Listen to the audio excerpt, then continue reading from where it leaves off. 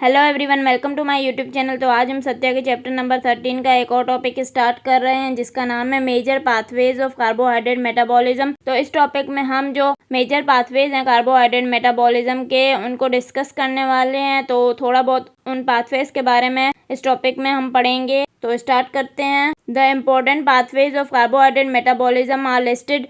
तो जो important pathways हैं कार्बोहाइड्रेट मेटाबॉलिज्म के वो नीचे दिए गए हैं। नंबर 1 है हमारे पास glycolysis, Embden Meyerhof pathway, the oxidation of glucose to pyruvate and lactate. तो ग्लाइकोलाइसिस का दूसरा नाम हमारे पास है एम्डेन-मेयरहोफ पाथवे।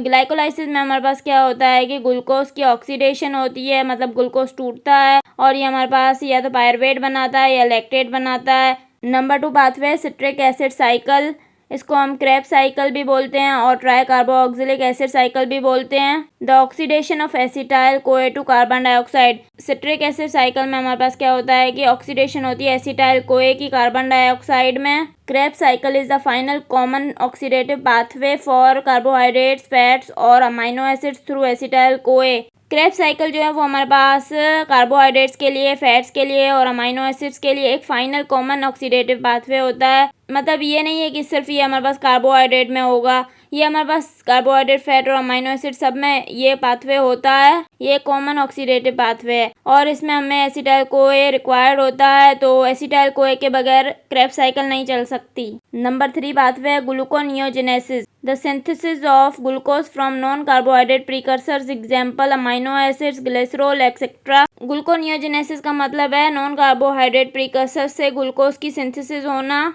अब वो नॉन कार्बोहाइड्रेट प्रीकर्सर्स कौन से हो सकते हैं? अमाइनो एसिड्स हो सकते हैं या ग्लिसरॉल हो सकता है, कुछ और भी होते हैं। जब मैं ये टॉपिक पढ़ाऊंगी तो उसमें बताऊंगी आपको। नंबर 4 पाथवे है glycogenesis, the formation of glycogen from glucose. Glycogenesis में क्या होता है? ग्लूकोज से ग्लाइकोजन बनता है। नंबर 5 पाथवे है glycogenolysis, the breakdown of glycogen to glucose. Glycogenolysis में क्या होता है कि ग्लाइकोजन का ब्रेकडाउन होता है ग्लूकोज में, मतलब ग्लाइकोजन ग्लूकोज में टूटता है। नंबर 6 पाथवे है hexose monophosphate shunt pentose phosphate pathway और डायरेक्ट ऑक्सीडेटिव पाथवे, ये दोनों इसके दूसरे नाम हैं। This pathway is an alternative to glycolysis and TCA cycle for oxidation of glucose directly to carbon dioxide and water. Hexose monophosphate shunt भी हमारे पास एक अल्टरनेटिव ऑक्सीडेटिव पाथवे है ग्लूकोज के लिए। मतलब जैसे ग्लाइकोलाइसिस है उससे ग्लूकोज टूटता है तो हेक्सोज मोनोफॉस्फेट शंट से भी ग्लूकोज टूटता है। ये हमारे पास एक अल्टरनेटिव पाथवे है to glycolysis and TCA cycle. इसमें क्या होता है कि हमारे पास डायरेक्टली कार्बन डाइऑक्साइड और वाटर बन जाते हैं। और ग्लाइकोलाइसिस और TCA में क्या हो रहा था? पहले ग्लाइकोलाइसिस का प्रोसेस हो रहा था, फिर TCA साइकिल हो रही थी और इन दोनों प्रोसेस से ऑक्सीडेशन हो रही थी ग्लूकोज की। इसमें क्या होता है कि हमारे पास डायरेक्टली कार्बन डाइऑक्साइड और वाटर बन जाते हैं। Number 7 pathway uronic acid pathway, glucose is converted to glucuronic acid pentoses and in some animals to ascorbic acid, not in man. Uronic acid pathway में हमारे पास क्या होता है? ग्लूकोज से जो है वो ग्लूक्रोनिक एसिड बनता है, पेंटोजिस बनते हैं और कुछ एनिमल्स में ग्लूकोज से एस्कॉर्बिक एसिड भी बनता है। ये हमारे पास मैन में नहीं बनता है एस्कॉर्बिक एसिड।